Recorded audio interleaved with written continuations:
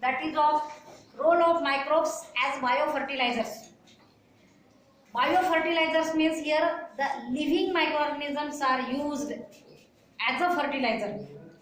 Actually, they are not the eating of these microbes, but microbes make available the minerals for the plants in living condition, and hence those are called biofertilizer. When the waste material of living organisms is used for the fertilizer formation, then it is called biological fertilizer. Biofertiliser आणि biological fertiliser मधला फरक समजा. Bio म्हटलं तर जिवंत ऑर्गॅनिझम्सच खात पुरवणार आहेत झाडांना, म्हणून त्यांना बायोफर्टिलायझर म्हणतात. आणि ॲनिमल किंवा प्लांट वेस्टला कुजवून सडवून आपण जे खात बनवतो त्याला बायोलॉजिकल म्हणतात. म्हणजे बायोलॉजिकल मध्ये जिवंत ऑर्गॅनिझम वापरले जाणार नाही, त्यांच्यापासून मिळणारा वेस्ट मटेरियल वापरलं जाणार. डेड प्लांट, डेड ॲनिमल पण असू शकतात त्याच्यात. Now see the types of biofertilizers. There are the 5 types of biofertilizers. One is nitrogen fixing biofertilizer. B for biofertilizer, not for bacteria. These are also called as diazotrophs. दुसरं नाव त्याला दिलेलं आहे तर ते पण आपण लक्षात ठेवायचं, क्वचित त्याचं नाव वापरले जाऊ शकते. Nitrogen fixing bacteria. Nitrogen fixing तुम्हाला झाली आहे का याच्या आधीच्या याच्यात सायकल वगैरे? Yes. The aerial nitrogen, that is converted into the soluble nitrogen containing compounds by some of the organisms. Such organisms are called nitrogen fixing organisms, and such organisms used as a biofertilizer, hence it is called nitrogen fixing biofertilizer. These are maybe cyanobacteria, means blue-green algae, maybe free living bacteria, maybe the symbiotic bacteria. म्हणजे ते राहतात कुठे हा matter नाही, पण जे जे nitrogen fixation करू शकतात त्या सगळ्या ऑर्गॅनिझम्सला कॉमन आपण ग्रुप जर टाकला तर nitrogen fixing biofertilisers. Now see such when the soluble compound is form due to the conversion of gaseous aerial nitrogen into the nitrogen containing compounds, that soluble compound dissolve in water. They are the formation of ions and these ions can absorb by plants. अशा रीतीने पाण्यात विरघळल्याशिवाय आणि ते ions तयार झाल्याशिवाय ते minerals plant शोषू शकत नाही, आणि म्हणून सोल्युबल कंपाऊंड तयार करणे गरजेचे असते. Another phosphate solubilising biofertilisers. Phosphate present in rocks, but directly that phosphate when dissolve in water then only can be usable, otherwise not. And hence some of the microorganisms make it available, means rocky phosphate convert into the soluble phosphate containing compounds. Phosphorus present असलेले compounds तयार केले जातात जे पाण्यात विरघळू शकतात. तर या दगडामधलाच phosphate हा वापरून काही कंपाऊंड्स अशा रीतीने कन्वर्ट होतात की जे विरघळणारे आहेत पाण्यात, and make the phosphorus available for the plants. Such organisms are called phosphate solubilizing biofertilizer. याच्यात फंगस पुष्कळशे आहेत, काही बॅक्टेरिया आहेत, काही फंगस पण आहेत, पण फंगसचा प्रकार त्याच्यात येतो. Then compost making biofertilizers. The dead material, dead animals, dead plants, dead waste material of the plant and animals. Animalsचा गोबर, युरिन, प्लांट्सचे वाळलेले पानं, मेलेले झाडं, खोडं जे असेल, म्हणजे जो वस्तू सडू शकते, कुजू शकते.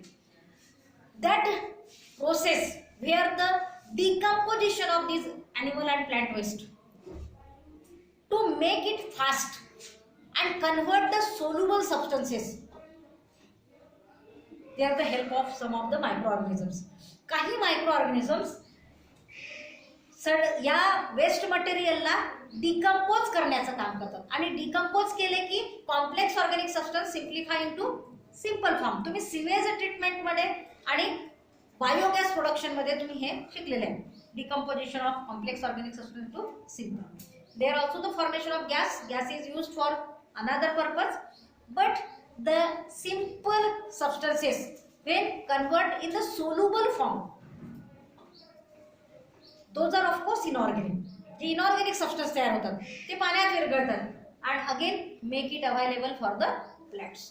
तर असा जो वेस्ट मटेरियलला कुजवून बनवला जातो, डिकम्पोज करून जो खत बनवला जातो त्याला म्हणतात compost.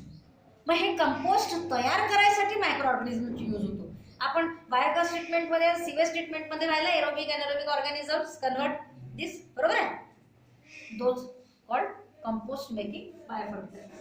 Cyanobacteria also nitrogen fixing.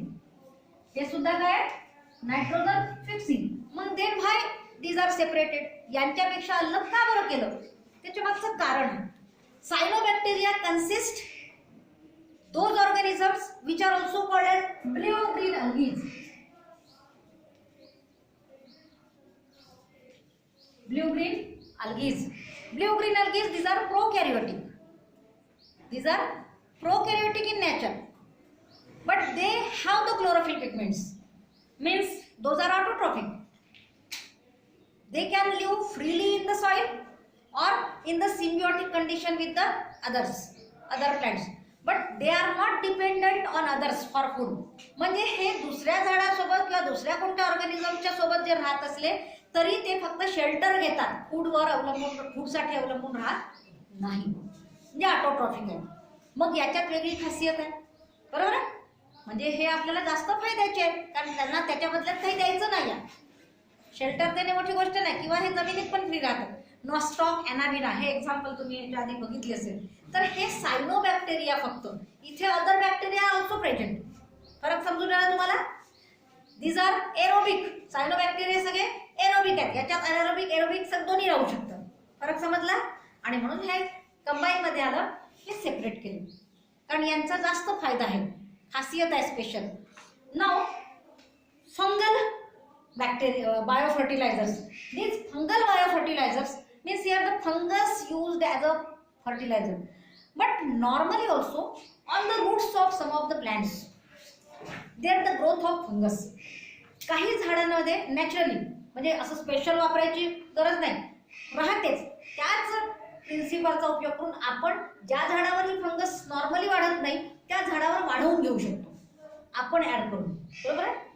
See here some of the fungus grown on the roots of the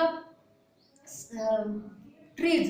trees म्हटलं की झाड मोठं, म्हणजे त्याचे रूट्स पण मोठे मोठे राहणार. मग रूट्स मोठे राहणार म्हणजे त्याचे काय होईल, जागा जास्त मिळेल ना त्यांना राहायला. लक्षात येत आहे. आपण मक्याचं झाड किती उंच झालं तरी त्याला ट्री म्हणतात का? जवारीचं झाड किती मोठं झालं तरी ट्री म्हणतात का? नाही. पण तेवढ्याच हाईट मधलं आंब्याचं झाड असेल तर ट्री म्हणतात. फरक समजायला. ट्री कोणाला म्हणतात? ज्याचा स्टेम स्ट्रॉंग आणि ज्याच्यापासून लाकूड तयार होते. आपण लाकूड नाही म्हणत, हे असे काटक्यासारखे पेटतात त्यांना म्हणतो का? नाही. म्हणजे ट्री म्हणजे ज्याचं स्टेम स्ट्रॉंग आहे, त्याचं लाईफ लॉंग आहे आणि त्याचं मजबूत. अशा झाडांची मुळं पण मोठी असतात, स्ट्रॉंग असतात, लांब असतात आणि अशा पद्धतीने त्यांचं आयुष्य पण एका वर्षाचं नसते, बरोबर. म्हणजे त्यांना जागा भरपूर दिवस मिळणार आहे. किरायानं घरी घ्यायचं तर एका वर्षात 6 महिन्यात बदलवण्यावाला थोडी घेणार आहे. तर fungus grow on the roots and those are called mycorrhizae. Mycorrhizae, myco means fungus, rhizae means on root. रायझीचा अर्थ शब्द होतो रूटशी संबंधित, म्हणजे रूट्सवर वाढणारे.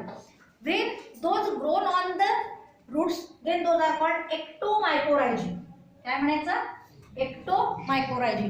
And when grown on the, so grown in the root, then those are called endomycorrhizae. Then suppose this is the root. On the root there is the formation of such network when growth of mycorrhizae.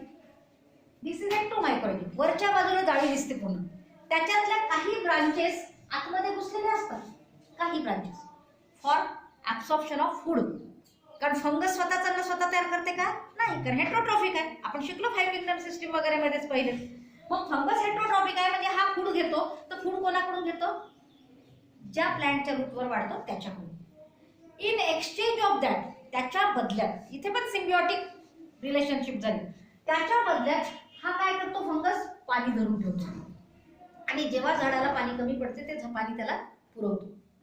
या रूट्सच्या वरती हे आहे म्हणजे याच्यातून इव्हापोरेशन होईल का, हीटचा effect कमी होईल, याला किडा सहज लागणार नाही, कोणती एखादी कीटक त्याला खाणार नाही, कारण वरती काय आहे, प्रोटेक्शन आहे.